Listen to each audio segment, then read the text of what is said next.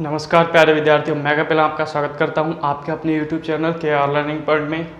दोस्तों, जैसा कि अपन जो है chapter number first chemical reactions and equations, रासायनिक अभिक्रियाएं एवं समीकरण, इस चैप्टर को अपन कंटिन्यू स्टडी करते चल रहे थे। ठीक है, तो अपन ने इस चैप्टर में क्या क्या देख लिया, देखो अपन एक बार रिपीट कर लेते हैं क्या क्या देखा।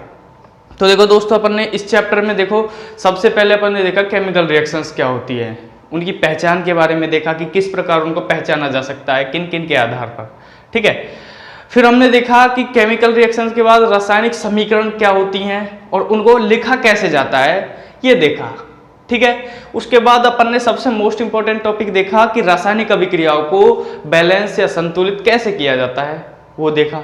उसके बाद अपन ने जो देखे रासायनिक अभिक्रियाओं के प्रकार, टाइप्स। ठीक है, टाइप्स अपन ने देखे 5 से 6 प्रकार की थी शायद अभिक्रियाएं। ठीक है, वो अपन ने पढ़ी। तो लास्ट जो वीडियो थी उसमें अपन ने आपकी विस्थापन और द्विविस्थापन जो अभिक्रिया है उनको कंप्लीट पढ़ लिया था। ठीक है, तो आज अपन पढ़ने वाले हैं इस वीडियो में ऑक्सीकरण और अपचयन क्या होता है। तो हेडिंग डाल लीजिए, आपकी बुक में उपचयन और अपचयन दे रखा है। ठीक है, तो हेडिंग डाल लो उपचयन एवं अपचयन। तो देखो इन दोनों को अपन अलग अलग से पढ़ेंगे। ठीक है, तो सबसे पहले पढ़ेंगे अपन उपचयन क्या होता है। उपचयन, तो मैं आपको बता दूं, उपचयन को एक दूसरे नाम से भी जाना जाता है और उसे बोलते हैं ऑक्सीकरण। ठीक है, क्या बोलते हैं? ऑक्सीकरण, उपचयन या ऑक्सीकरण। ठीक है, इंग्लिश में बोलते हैं इसको ऑक्सीडेशन। ऑक्सीडेशन तो किसे कहते हैं, उपचयन या ऑक्सीकरण? तो भाई देखो बुक में ये नाम नहीं दे रखा है ऑक्सीकरण, तो इससे आप कंफ्यूज ना हो। इससे उपचयन को दूसरे नाम किससे, ऑक्सीकरण के नाम से भी जाना जाता है। क्लियर है? ठीक है, तो किसे कहते हैं ऑक्सीकरण या उपचयन, किसे कहते हैं? तो ऐसी रासायनिक अभिक्रियाएं जिनमें क्या होता हो, ऑक्सीजन का योग होता हो, जिसको अपन श्वसन की प्रक्रिया के द्वारा अपने अंदर लेते हैं जिस वायु को, उसका क्या हो, योग हो, उन्हें अभिक्रियाओं को अपन कैसी अभिक्रिया कहते हैं? ऑक्सीकरण या उपचयन अभिक्रियाएं कहते हैं। क्या परिभाषा लिख दें एक बार, ऐसी रासायनिक अभिक्रियाएं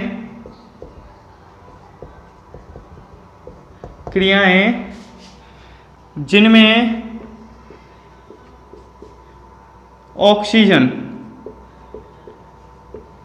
ऑक्सीजन का प्रतीक होता है O, जिसे O2 लिखते हैं अपन। ठीक है, जिसमें किसका योग हो, ऑक्सीजन का योग होता है, उन्हें ऑक्सीकरण या उपचयन अभिक्रियाएं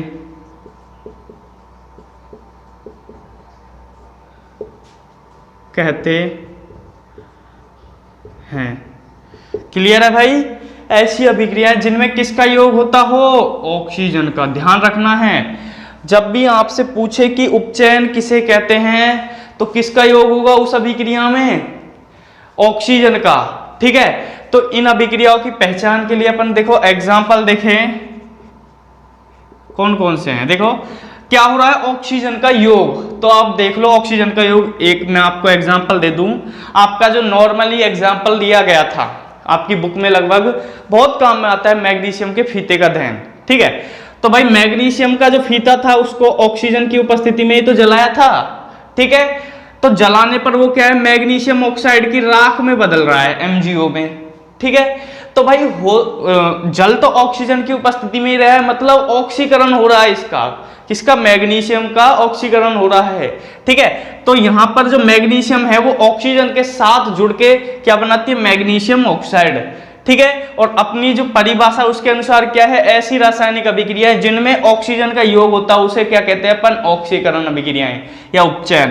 तो इसमें ऑक्सीजन जुड़ रहा है ना Mg के साथ, तो यहां पर ये क्या हो रहा है Mg का MgO में ऑक्सीकरण हो रहा है या उपचयन हो रहा है।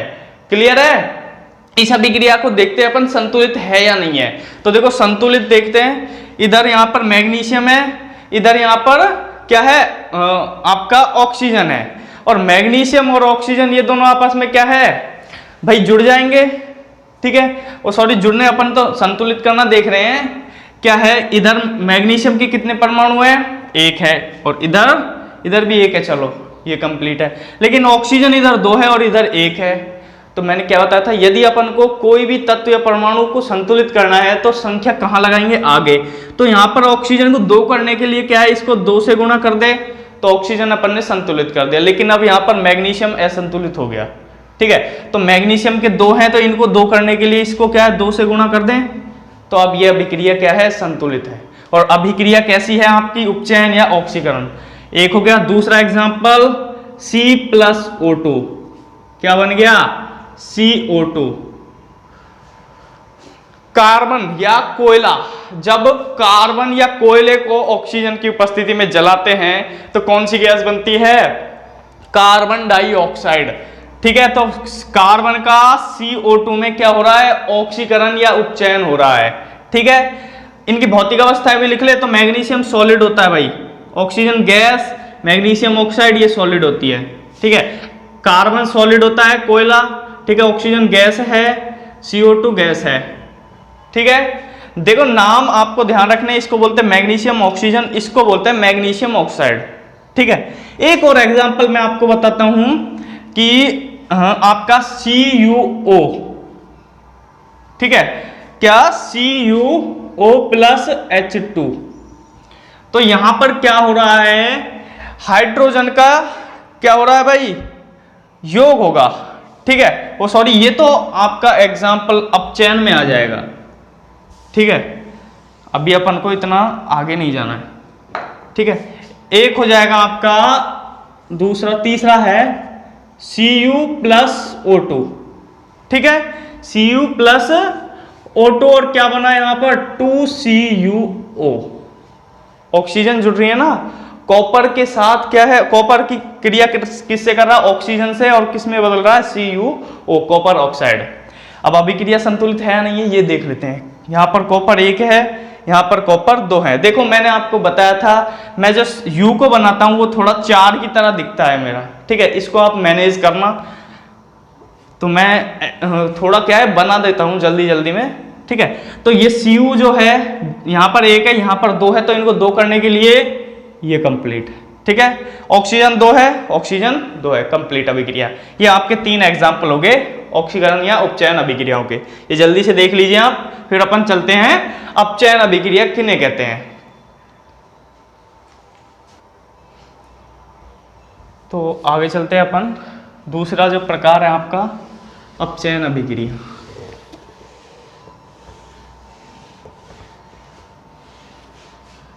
दूसरा प्रकार अपचयन अभिक्रियाएं।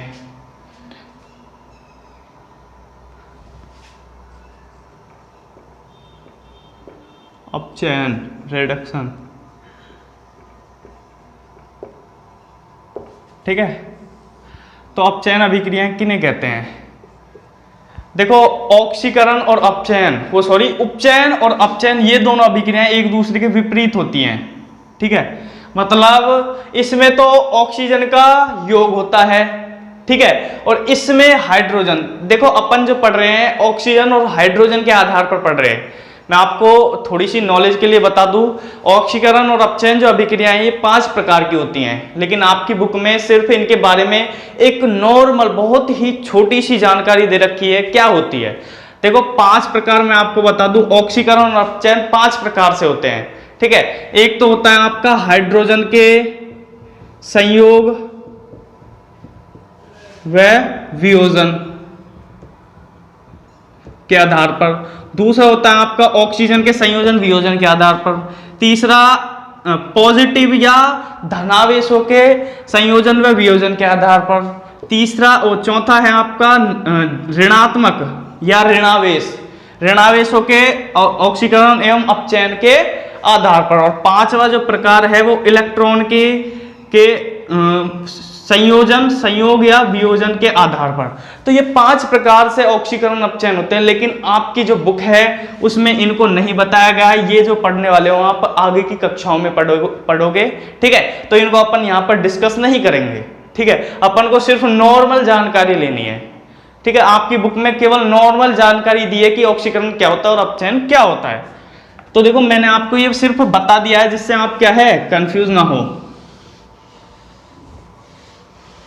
ठीक है। तो क्या होता है अपचयन? देखो ऑक्सीकरण या उपचयन तो अपन ने देखा कि इसमें होता है ऑक्सीजन का योग, ठीक है, और इसमें होता है हाइड्रोजन का योग। किसका? H2 का योग होता है। तो क्या बन जाएगी परिभाषा? ऐसी रासायनिक अभिक्रियाएं जिनमें हाइड्रोजन का क्या होता हो, संयोग या योग होता हो, उसे अपन क्या कहते हैं? अपचयन अभिक्रियाएं कहते हैं, रिडक्शन कहते हैं। तो परिभाषा लिख लें, ऐसी रासायनिक अभिक्रियाएं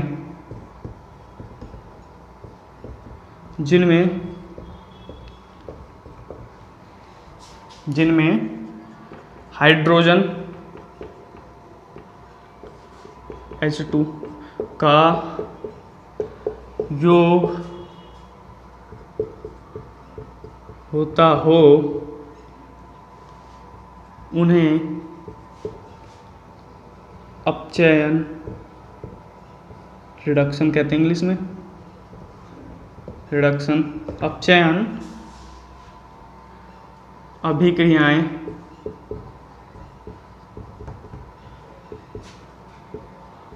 कहते हैं। क्लियर है? एग्जाम्पल देख लें। तो आपका एग्जाम्पल अपन देख लेते हैं। एक, जब CuO का क्या कराते हैं?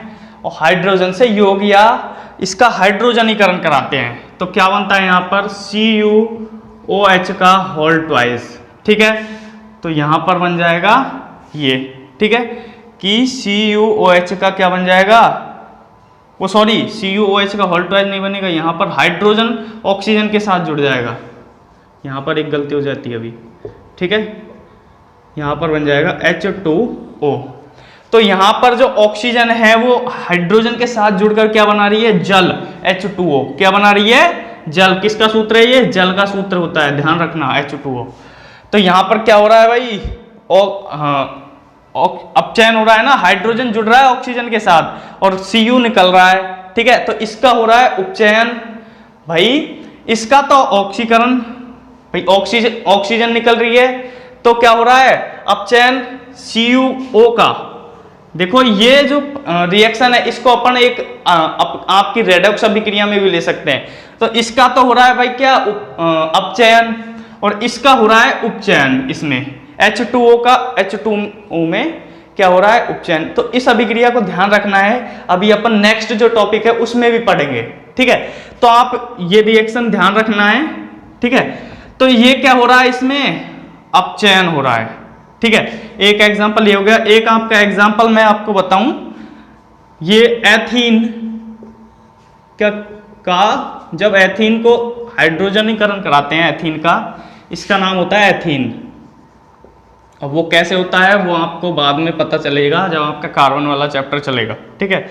तो यहाँ पर बन जाएगा एथेन, CH3, ठीक है। ये गैस है, ये बना एथेन, ठीक है। तो देखो यहाँ पर दो हाइड्रोजन थे, लेकिन 2 हाइड्रोजन, एक इसके पास गया और एक इसके पास गया, और क्या बन गया? एथेन, ठीक है। एक और एग्जांपल देख लेते हैं अपन। जैसे भाई आपका H2 प्लस Cl2, क्या बना? 2HCl। तो ये भी क्या हो रहा है? वो सॉरी, अपचयन, रिडक्शन हो रहा है कि क्या हो रहा है? हाइड्रोजन का योग हो रहा है, ठीक है। तो इस प्रकार आपका ऑक्सीकरण और अपचयन होता है। ये आप जल्दी से देख लो। फिर अपना अगला टॉपिक है रेडॉक्स अभिक्रियाएं क्या होती हैं। तो एक बार रेडॉक्स अभिक्रियाओं को मैं आपको यहीं पर हल्का सा बता दूं।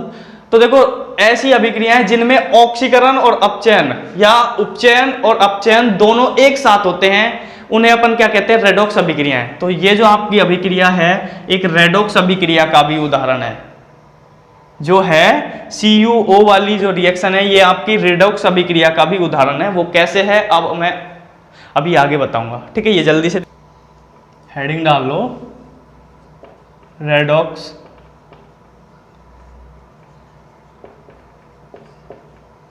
अभिक्रियाएं।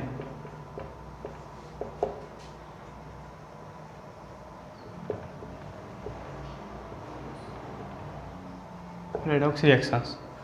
तो क्या बताया, ऐसी रासायनिक अभिक्रियाएं जिनमें ऑक्सीकरण और अपचयन दोनों क्या होते हों, साथ साथ होते हों, उन अभिक्रियाओं को अपन क्या कहते हैं, रेडॉक्स अभिक्रियाएं। एक बार परिभाषा लिख लें, ऐसी रासायनिक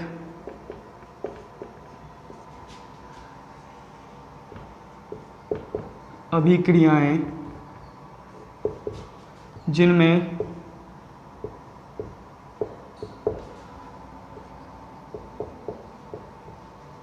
ऑक्सीकरण एवं उपचयन, आपकी बुक के अनुसार उपचयन दूसरा नाम, वो सॉरी ऑक्सीकरण एवं अपचयन, ठीक है। ऑक्सीकरण का दूसरा नाम उपचयन होता है, जिसमें ऑक्सीकरण या उपचयन एवं अपचयन दोनों साथ साथ होते हो उन्हें रेडॉक्स रिएक्शंस, RNXS रिएक्शंस कहते हैं। क्लियर है। एग्जाम्पल देखते हैं, आपका वही ले लेते हैं CuO वाला, ठीक है। CuO प्लस H2, ठीक है। यहां क्या हो रहा है, Cu प्लस H2O। तो देखो कैसे है, देखो आपको एक बात और बता, पहले अपन टॉपिक क्लियर कर लेते हैं फिर मैं बताता हूं आपको। तो यहां पर जो CuO है यहां से निकल रहा है ऑक्सीजन, ठीक है। क्या निकल रहा है, ऑक्सीजन। तो देखो आपका जो अपचयन है और ऑक्सीकरण है मैंने बताया आपको वो 5 प्रकार से होता है, ठीक है। तो ये जो रिएक्शंस है आपको पूरी जो समझ आएंगी उन 5 टाइप्स को पढ़ने के बाद ही आएंगी, लेकिन अभी अपन क्या कर सकते हैं वो अपने सिलेबस में है नहीं, तो आपको बस यहां पर समझना है, ठीक है। तो जो अपचयन होता है, देखो ऑक्सीकरण और अपचयन मैंने बताया 5 प्रकार से होता है, ठीक है। तो यहां पर ये जो तत्व है ये अणु है, ठीक है, इसमें से ऑक्सीजन निकल रही है। तो देखो अपचयन जो है, अपचयन की परिभाषा ये भी होती है कि ऐसी रासायनिक अभिक्रियाएं जिनमें क्या है, हाइड्रोजन का योग होता हो और ऑक्सीजन का निष्कासन होता हो, उन्हें अपन क्या है, अपचयन अभिक्रिया कहते हैं। और ये उसी के आधार पर बताया गया अपचयन हो रहा है, ठीक है। तो यहां पर CuO से क्या है, ऑक्सीजन निकल रही है, ठीक है। CuO का Cu में क्या हो रहा है, अपचयन, क्या हो रहा है, अपचयन रिडक्शन, ठीक है। और H2 का H2O में हो रहा है उपचयन या ऑक्सीकरण, ठीक है। देख लो भाई, हाइड्रोजन के साथ क्या है, ऑक्सीजन जुड़ रही है, ठीक है। और क्या होता है उपचयन या ऑक्सीकरण की परिभाषा, ऐसी रासायनिक अभिक्रियाएं जिनमें ऑक्सीजन का क्या होता है, योग होता हो, उन्हें अपन ऑक्सीकरण अभिक्रिया या उपचयन अभिक्रिया कहते हैं। और रेडॉक्स अभिक्रियाओं की परिभाषा क्या हुई, वे रासायनिक अभिक्रिया जिनमें ऑक्सीकरण और अपचयन दोनों साथ साथ होते हो, ठीक है। तो ये एक कैसी है, रेडॉक्स अभिक्रिया है। अगला एग्जांपल देखते हैं अपन, जैसे भाई आपका है ZnO प्लस C, ठीक है। यहां से बन जाता है आपका Zn प्लस CO, ठीक है। तो यहां पर ZnO का Zn में तो हो रहा है क्या, क्या हो रहा है भाई, भाई ऑक्सीजन निकल रही है तो अपचयन हो रहा है, सीधी सी बात है, अपचयन, ठीक है। और C का यहां मैं थोड़ा टेढ़ा बना रहा हूं, सी का CO में क्या हो रहा है, ऑक्सीकरण या उपचयन। ये आप जल्दी से देख लो, अपन दो एक एग्जाम्पल और देख लेंगे इसके, ठीक है। ये जल्दी से देखो, अगला एग्जाम्पल आपका तीसरा जो है, देखो MnO4 प्लस 4HCl, ठीक है। तो यहां पर बन जाएगा आपका, क्या बन जाएगा, MnCl2 plus H2O plus Cl2, ठीक है। तो ये आपकी रिएक्शन हुई। अब आप बोलोगे इसमें तो बहुत बढ़िया है, लेकिन कुछ भी दिक्कत नहीं है, आपको सिर्फ दो चीजें देखनी है। देखो सबसे पहले तो ये देखना है कि किसी भी अणु के साथ ऑक्सीजन जुड़ी हुई है, ठीक है, अभिकारक में, लेकिन उत्पाद में वो ऑक्सीजन है नहीं उसके साथ, तो वहां सीधा सा समझ जाना है वो जो अभिक्रिया हुई है उसमें वो हुआ है अपचयन। क्या हुआ है, अपचयन, ठीक है। तो MnO4 का MnCl2 में क्या हो रहा है, क्या हो रहा है भाई, अपचयन, अपचयन, ठीक है। और 4HCl का, ठीक है, देखो यहां पर H हाइड्रोजन के साथ ऑक्सीजन जुड़ रही है, ठीक है। तो 4HCl का H2O में क्या हो रहा है, उपचयन या ऑक्सीकरण, ठीक है। तो ये आपका था तीसरा एग्जाम्पल, ठीक है। अपना लास्ट टॉपिक पर चलते हैं अपन। इस बुक के आपका जो चैप्टर है उसके लास्ट दो टॉपिक है छोटे छोटे से, उनको पढ़ते हैं क्या है, ठीक है। टॉपिक देखते हैं अपने चैप्टर का, वो है क्या, संक्षारण,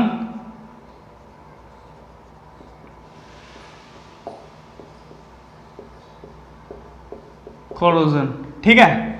तो संक्षारण क्या होता है, तो देखो संक्षारण किसे कहते हैं, जब भी कोई धातु अम्ल या आर्द्रता के संपर्क में आती है और संपर्क में आने के पश्चात वो क्या है, संक्षारित हो जाती है, अर्थात उस पर क्या है, जंग लग जाता है। तो उस पर जंग लगने की प्रक्रिया को या संक्षारित होने की जो प्रक्रिया है उसको ही अपन क्या कहते हैं, संक्षारण कहते हैं। भाई कोई भी वस्तु है उसको अपन वायुमंडल में खुला छोड़ दें, ठीक है, और खुला छोड़ देने के पश्चात क्या है, वो 2 से 3 दिन में क्या है, संक्षारित हो जाती है, मतलब उस पर जंग की जो है लाल भूरी परत दिखने लग जाती है, ठीक है। तो उस प्रक्रिया को, जो वो जंग की परत लगी है या लाल भूरी प्रक्रिया जो जंग की परत है उस पर जमना शुरू हुई है, उसके निर्माण की प्रक्रिया को या उस जंग के लगने की जो प्रक्रिया है उसको ही अपन क्या कहते हैं, संक्षारण कहते हैं, ठीक है। ये छोटा सा टॉपिक है, बस अपन को इतना ही पढ़ना है इसमें कि जब भी कोई धातु अपने आसपास आर्द्रता और अम्ल के संपर्क में आती है तो वो क्या है, संक्षारित हो जाती है, और उस पर संक्षारित होने की प्रक्रिया को ही अपन क्या कहते हैं, संक्षारण कहते हैं, ठीक है। और संक्षारण जो है इसका दूसरा नाम क्या है, वस्तु पर या धातुओं पर जंग लगना, ठीक है। तो परिभाषा लिख लेते हैं, क्या हो जाएगी परिभाषा, इसकी परिभाषा अपन लिखते हैं भाई, जब कोई धातु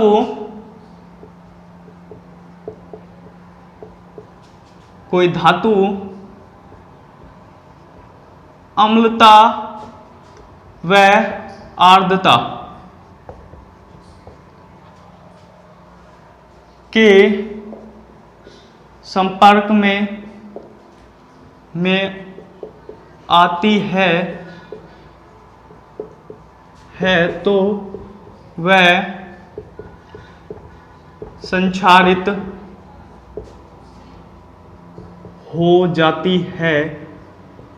जाती है, अर्थात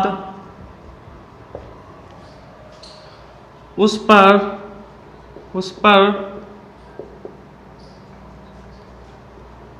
जंग की लाल भूरी परत का निर्माण हो जाता है, ठीक है, संक्षारित हो जाती है, अर्थात उस पर जंग की लाल भूरी परत का निर्माण हो जाता है, और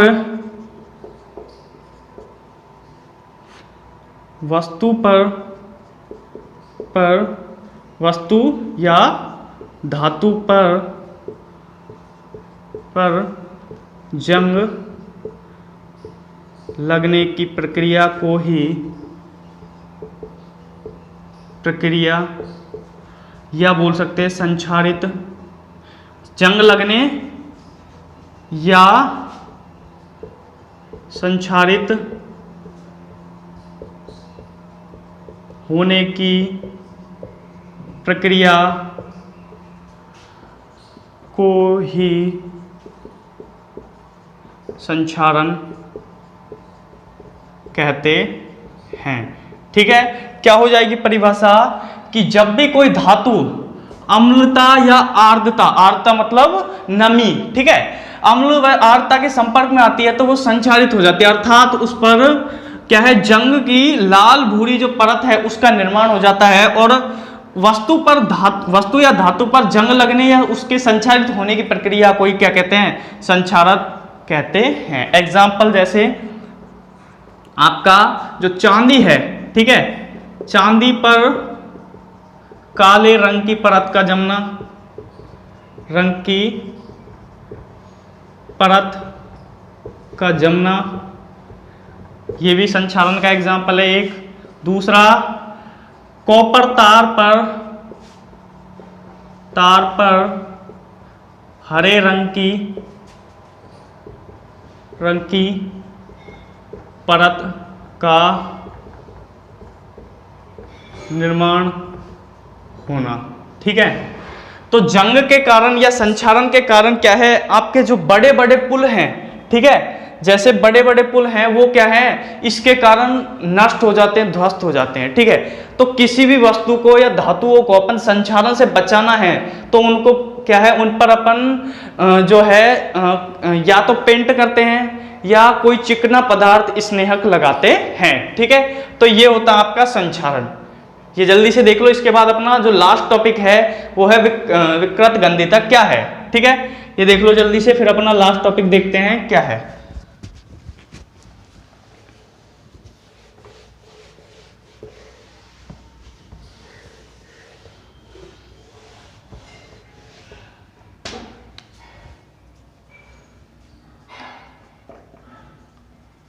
विकृत गंधिता, ठीक है, इसको बोलते हैं अपन रैंसिडिटी। रैंसिडिटी क्या है, तो देखो रैंसिडिटी क्या होती है। देखो सबसे पहले अपन समझते हैं रैंसिडिटी, विकृत गंधिता। तो देखो आपने देखा होगा गर्मियों में जब अपन भोजन को लंबे समय तक रखते हैं, ठीक है, तो लंबे समय तक रखने के पश्चात क्या है, उसमें गंध और उसका जो स्वाद है वो परिवर्तित हो जाता है ना।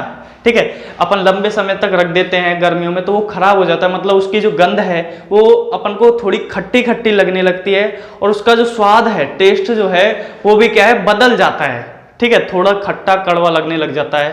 तो वसा युक्त खाद्य पदार्थों को लंबे समय तक रखने पर क्या है, उनकी गंध और स्वाद में परिवर्तन हो जाता है और उनकी गंध और स्वाद में परिवर्तन होने को ही अपन क्या कहते हैं, विकृत गंधिता कहते हैं। ठीक है, मतलब उनका क्या है, उपचयन हो जाता है। भाई क्या है कि भाई कोई भी पदार्थ है, खाद्य पदार्थ है, अपन उसको वायुमंडल में ही तो रख रहे हैं। भाई खुला रख रहे हैं तो खुला, आपको पता है वायुमंडल में ऑक्सीजन उपस्थित है। ठीक है, तो ऑक्सीजन उपस्थित है तो वो क्या है, ऑक्सीजन से क्रिया कर लेते हैं, मतलब ऑक्सीजन के साथ जुड़ जाते हैं। ठीक है, तो जुड़ रहे हैं तो क्या हो रहा है भाई, उपचयन हो रहा है। ये आप ध्यान रखना कि जो खाद्य पदार्थ, आपके जो खाद्य पदार्थ हैं वो खराब हो जाते हैं, वो एक तरह से कौन सी प्रक्रिया होती है, उपचयन या ऑक्सीकरण की प्रक्रिया होती है।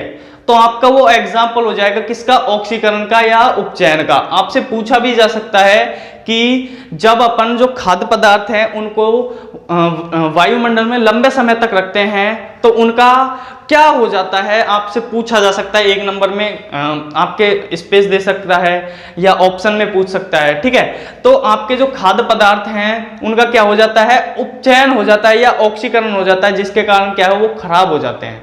ठीक है, तो उनको अपन बचाने के लिए क्या करते हैं, या उनको भाई वो खराब नहीं हो, उनका ऑक्सीकरण ना हो, उनको ऑक्सीकरण होने से बचाने के लिए अपन क्या करते हैं, उनमें प्रति ऑक्सीकारक पदार्थों को मिलाते हैं। ठीक है, जैसे आपकी जो चिप्स है, वो चिप्स के पैकेट में से हाइड्रोजन गैस को निकालकर उसमें कम क्रियाशील नाइट्रोजन गैस को भरा जाता है, जिससे क्या है उस चिप्स वो जो चिप्स का पैकेट है उसमें चिप्स क्या है लंबे समय तक सुरक्षित रहें। ठीक है, तो अपन उसको लिख लेते हैं, क्या हो जाएगी, जब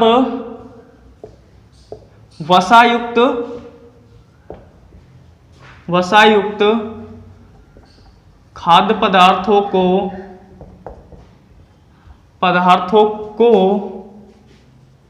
को लंबे समय तक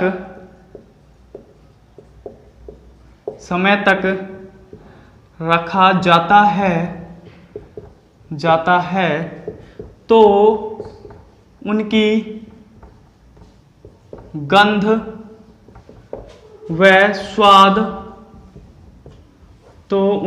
व स्वाद में परिवर्तन आ जाता है। उनकी गंध व स्वाद में परिवर्तन आ जाता है, अर्थात उपचयन या ऑक्सीकरण हो जाता है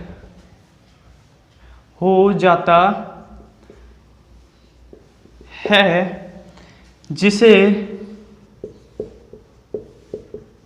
हम विकृत गंधिता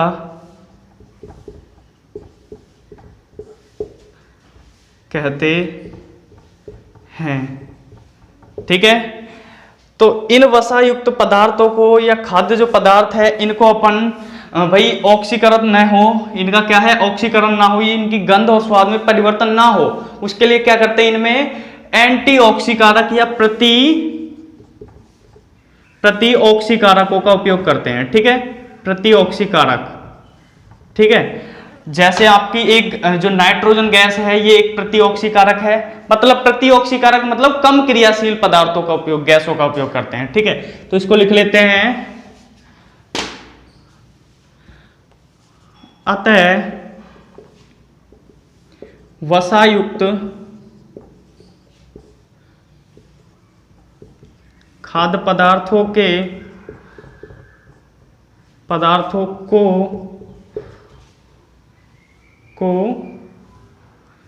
या की सीधा लिख लेते हैं, खाद्य पदार्थों के उपचयन या ऑक्सीकरण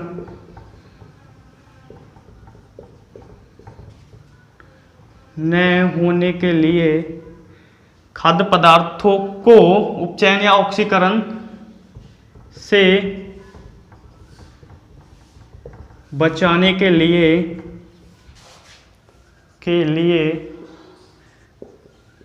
उनमें प्रतिऑक्सीकारक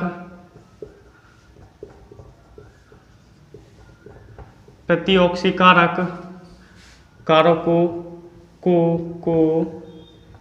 मिलाया जाता है। ठीक है, एग्जाम्पल जैसे आपका चिप्स के थैले या पैकेट में हाइड्रोजन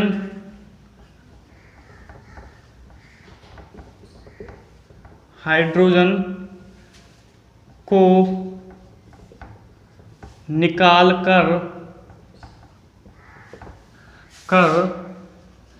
कम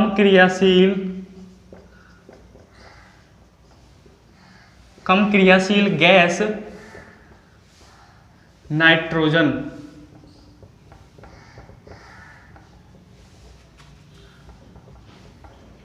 को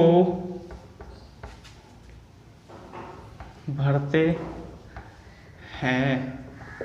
ठीक, इस प्रकार आपका जो विकृत गंधीयता का टॉपिक है वो कंप्लीट होता है और इस टॉपिक के साथ अपना जो चैप्टर है वो भी खत्म होता है। ठीक है, तो ये देख लो एक बार, अपन इसको रिपीट कर लें कि जब वसा युक्त खाद्य पदार्थों को अपन लंबे समय तक रखते हैं तो उनकी गंध में परिवर्तन आ जाता है। वो किसके कारण?